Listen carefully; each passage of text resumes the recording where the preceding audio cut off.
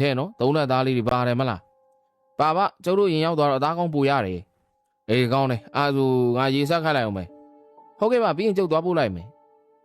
မဲလိုက်ဖခင်ဒီလေရေပုံးခုံတို့ရေတန်းတဘိုးပြင်ရှို့ထမ်းပြီးအိမ်ဝိုင်းပြင်ကိုပြန်သွားခဲ့မဲလာမှလည်းကြက်ပြီးဖြစ်တဲ့ဝတ်သားဟင်းကိုဥစွာဆုံးတော်တင်လိုက်ပြီးတဲ့နောက်ဒန်တလုံးကြိုင်ကလေးတဲ့ဝတ်သားဟင်းများကိုထည့်ခါရွာလူကြီးအိမ်ကိုသွားလေတယ်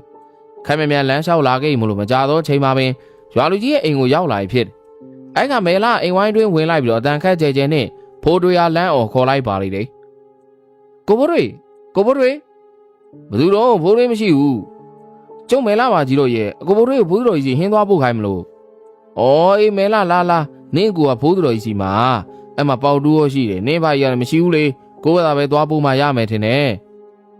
မဲလာကြောင့်ရွာလူကြီးအိမ်အောင်တန်းရမှာထိုင်လိုက်ချင်းရွာလူကြီးကတော့ဒေါ်သေးွယ်ကအိမ်ဝန်းကဆင်းလာပြီးတော့မဲလာနဲ့မျက်နှာချင်းဆိုင်တန်းရမှာထိုင်ကစကားဆိုလိုက်ချင်းဖြစ်ပါတယ်အဲ့ကမဲလာကသူမယူလာတဲ့တလုံးကြိုင်လေးကိုဇပွဲပေါ်ကိုတင်ကမျက်နှာမသားမညာနဲ့ညီးတွားလိုက်ပါလေတဲ့အဲ့ဒါမှပဲဘလို့တော့မှမသိတော့ပါဘူးကြီးတော့ရေနင်းကိုရညနေလောက်မှပြန်လာမှာအဲ့တော့နင်းမသာသွားပြီးဖို့အဲ့မှာဖိုးထွေးတို့လည်းရှိတာနောက်ဆုံးတော့လည်းအဲ့လိုပဲလောက်ရတော့မှာပါကြီးတော့ရေအဲ့ဒါကျုပ်သွားလိုက်အောင်မယ်အေးသွားနင်းဖေရက်ပြတ်သွားပြီဆိုဟုတ်တယ်မတော့တာ3ရက်တောင်ရှိနေပြီခုထိတော့အေးဆေးပဲအေးဝင်းလိုက်ရက်ပြတ်တာလည်းကောင်းပါလေဒါနဲ့လမြန်နဲ့နင်းမောင်ပေါက်စားအောင်အမေနဲ့ပေါက်စားတလင်းနဲ့သွားတယ်နှုတ်မဆိုပေါက်စားကိုခေါ်သွားလို့ရတယ်အေးတိတ်လည်းမဝေးပါဘူးနင်းဖေအလုံးပြန်လုံးနိုင်တော့မှာပေါ့လမြန်တော့နင်းဖေရက်ပြတ်သွားလို့ဝမ်းသာနေတော့မှာပဲဟုတ်တယ်အမေကတော့ဝမ်းသာနေတာအဖေလည်းတော်တယ်ပြန်ဝင်တော့မလို့ဆိုလားပဲအေးကောင်းပါလေဝင်းလန်စိတ်သာကြီးတာသားသမီးတွေတော့ချစ်သားဟဲ့အိမ်လာတော့ပြောတယ်သူသမီးလည်းကြီးလာပြီရက်တော့နေရှက်မှာစိုးတယ်တဲ့တော့အဲ့ဒါကြောင့်ရက်ဖြတ်ဖို့ကြိုးစားနေတယ်လေအခုဖိုးတော်ကြီးစေးရတော့သူလည်းအဆင်ပြေသွားတာပေါ့ဟုတ်တယ်ကြီးတော့ရဲ့အဖေကြီးကဟိုကလေးကရက်ဖြတ်ဖို့ကြိုးစားနေတာအဖေကြီးကြီးကတနာလို့ကျုပ်ကဝဝဲပေးနေရလေကျုပ်လည်းသွားလိုက်မယ်ကြီးတော့တော်ကြနောက်ကြနေမှာဆိုလို့အေးသွားကျိုးနဲ့မဲလာရွာလူကြီးမှာထွက်လိုက်ပြီးတဲ့နောက်ကိုတိုင်းတင်းတိုင်းစီကိုဟင်းသွားပို့ရန်သွားလေတော့တယ်သူမစိတ်ထဲမှာတော့ငယ်စဉ်ခါသူမတယောက်မှအနိုင်ကျင်းတဲ့အခါအပြန်အကာကွယ်ပေးပြီးတော့သူမရိုက်တဲ့ဖခင်ဖြစ်သူကိုပင်ရံပြန်တွေ့တဲ့ဘိုးထင်တယောက်တစ်ခုဖြစ်မှာစိုးရင်စိတ်များဖြစ်ပေါ်နေပြီးတော့သူမအဖိုးသူတော်ကြီးပေးတဲ့ဆေးကိုဘိုးထင်ကဘလို့မျိုးခတ်ရမှာကိုစဉ်းစားရင်းလမ်းလျှောက်လို့နေပါလေတော့တယ်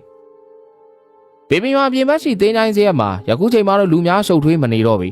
အเจ้าမှာဖိုးသူတော်ကြီးကအနားယူခြင်းတည်ဟုဆိုကဆေးလာကူးတဲ့ရွာနီးချုပ်ဆက်မှာလူများကိုရွာသို့ဝင်ရတဲ့အဝင်လမ်းမှာတင်ရွာလူကြီးနဲ့ရမ်းရဖာတချို့မှာတားဆီးပေးပြီးတော့ပြန်လှုပ်နေခြင်းကြောင့်ဖြစ်ပါတယ်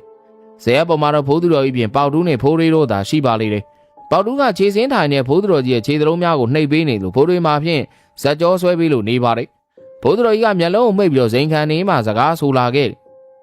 ဖိုးရီနဲ့ပေါတူးမင်းတို့ကန်ကောင်းတယ်ဘာဖြစ်လဲဖိုးသူတော်ကြီးဘာပြောမှလဲကွာမင်းတို့နှစ်ယောက်ခုလိုငါပြုစုဝင်ရတာကန်ကောင်းတယ်လို့ပြောတာခုလိုငါနှိမ့်နေပေးခြင်းတဲ့သူတွေအများကြီးပဲအဲ့ထဲမှာမင်းတို့နှစ်ယောက်ကိုပဲငါရွေးခိုင်းတာလေအဲ့ဒါကန်ကောင်းတာပေါ့ဟုတ်တာဘုသူတော်ကြီးလို့သူတော်ကောင်းကြီးကိုကျုပ်တို့နှိမ့်နေပေးဝင်ရတာကန်ကောင်းတာပေါ့ဟုတ်တယ်မလားဖိုးတွေပေါတူကပြောဆိုဇက်ကြောဆွဲနေဖိုးတွေကမေးလိုက်ဖိုးတွေဒီလဲလိုလလားပင်ကောင်းအောင်ညှိလိုက်ပြီးဟုတ်တာပေါ့ကိုပေါတူကကျုပ်တို့ကန်ထူးလို့ဒီလိုနေရာရတာဘုသူတော်ကြီးလောတာရှိကုံပြောတော့ကျုပ်တို့ဘာမှအားမနာနဲ့သိလားအေးဒါနဲ့မဲလာဆိုတဲ့ခလေးမအပအောင်အရက်ပြက်ပြီလားပြက်ပြီဖိုးသူတော်ရဲ့မဲလာအပတွေမကောက်ဘူးကိုတိုက်ကြီး